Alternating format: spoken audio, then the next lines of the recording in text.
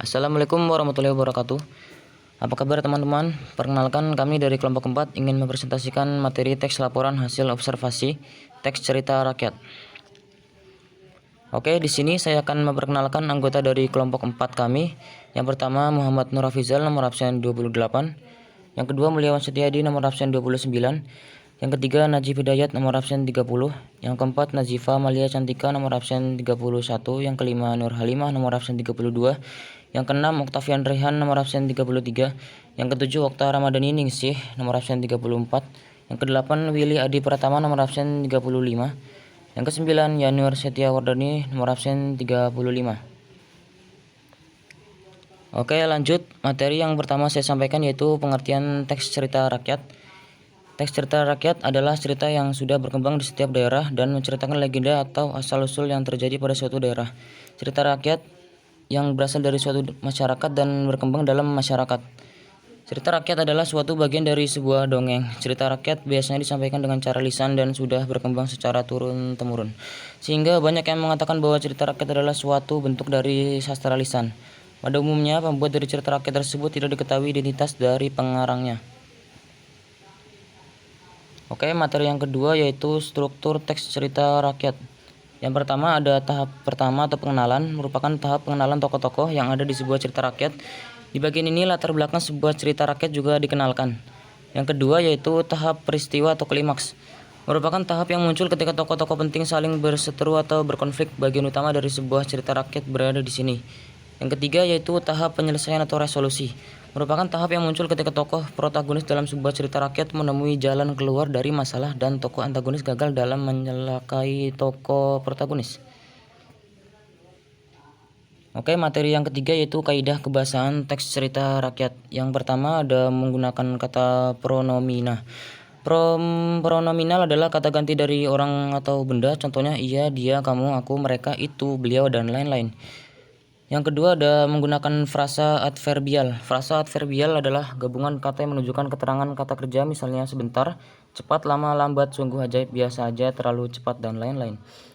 Yang ketiga yaitu menggunakan verba material. Kata kerja ini bisa dilihat oleh orang lain atau benar-benar dilakukan oleh tokoh. Contoh kata kerja material adalah membaca, duduk, berlari, menulis, melihat, mendaki, dan lain-lain. Yang keempat yaitu menggunakan konjungsi temporal. Konjungsi adalah kata hubung. Temporal berarti menghubungkan antara satu waktu dengan waktu berikutnya.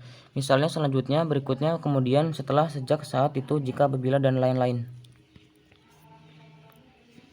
Oke, yang keempat yaitu manfaat teks cerita rakyat. Yang pertama adalah sebagai sarana pendidikan. Artinya cerita rakyat ini menyampaikan amanat atau pesan yang bisa yang bisa bermanfaat buat kepribadian dan watak dari para pendengarnya. Yang kedua yaitu sebagai sarana hiburan. Artinya bisa mendengarkan cerita rakyat seperti dongeng, legenda, atau mite dan bisa merasakan seperti diajak berkelana dalam alam lain yang nggak bisa kamu temui dalam pengalaman hidup seperti biasanya. Yang ketiga yaitu sebagai sarana penggalang.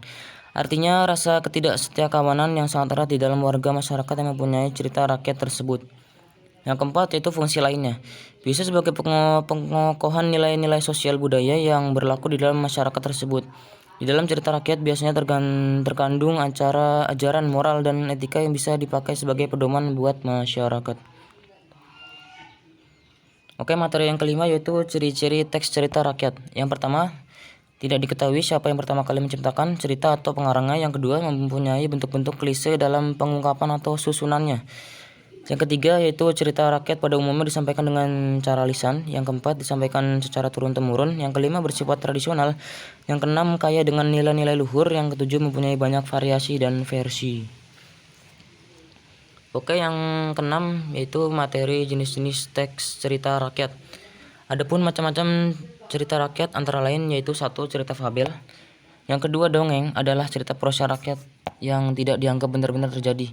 Yang ketiga yaitu legenda adalah cerita prosa rakyat yang dianggap oleh yang memiliki cerita sebagai suatu kejadian yang sungguh pernah terjadi.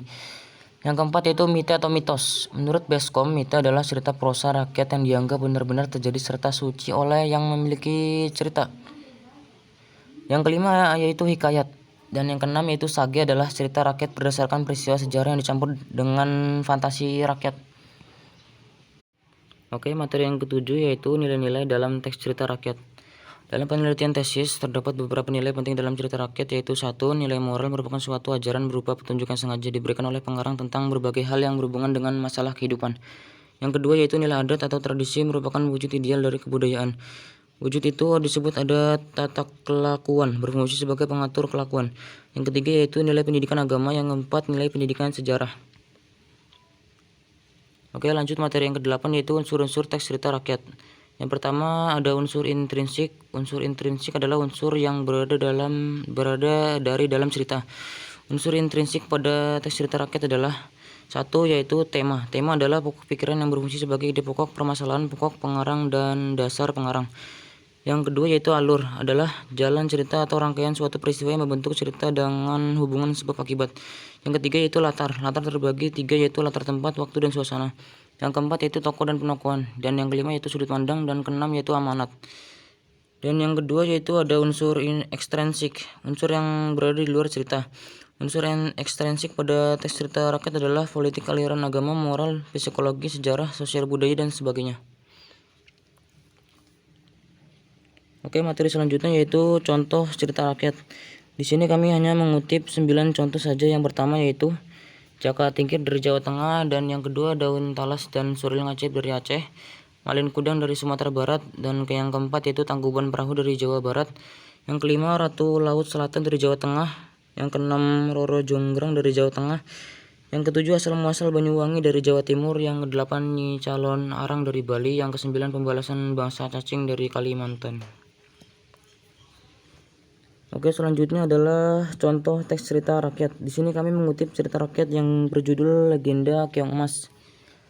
Cerita Keong Emas berasal dari daerah Jawa Timur. Keong Emas adalah salah satu cerita rakyat yang cukup terkenal atau populer.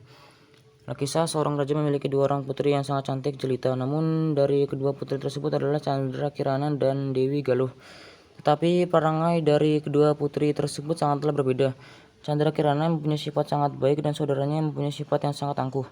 Pada suatu hari, sang raja memberitahukan kepada seorang pangeran tampan yang bernama Inu Kertapati yang melamar sang Chandra Kirana. Mendengar hal tersebut, maka timbullah rasa iri dengki dari sang saudaranya yaitu Dewi Galuh. Karena hal tersebut, Dewi Galuh langsung menemui seorang penyihir untuk mengubah saudaranya menjadi seekor keong. Penyihir tersebut akhirnya berhasil untuk mengubah Chandra Kirana menjadi seekor keong, lalu dibuanglah ke sungai. Sihir tersebut akan hilang atau bisa berubah menjadi manusia kembali jika sang keong bisa menemukan cinta sejatinya. Kemudian keong emas ditemukan oleh seorang nenek yang sedang menjaring ikan di sungai, membawa keong kembali ke rumah. Keesokan harinya sang nenek kembali menjaring ikan tersebut seperti hari-hari biasanya.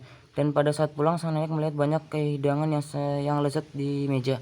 Tidak hanya itu, rumahnya juga sudah bersih mengkilap. Lalu kejadian tersebut terulang sampai beberapa kali sehingga membuat sang nenek menjadi penasaran.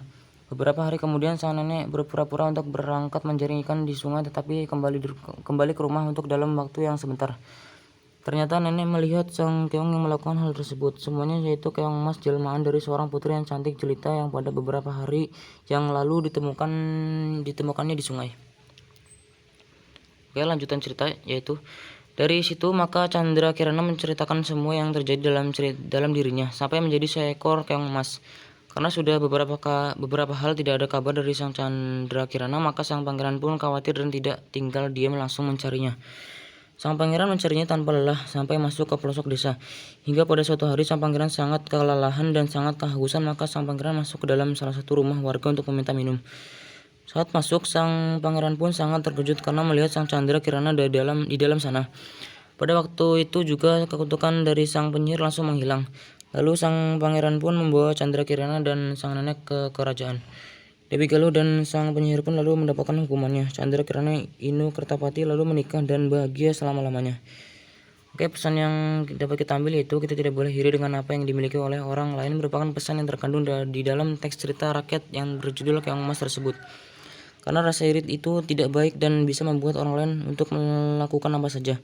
Oleh karena itu, hal tersebut bisa saja merugikan orang lain dan juga diri sendiri pada akhirnya. Sekian selesai. Terima kasih.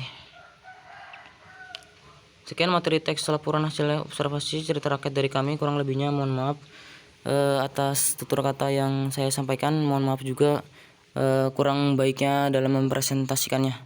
Sekian, wassalamualaikum warahmatullahi wabarakatuh.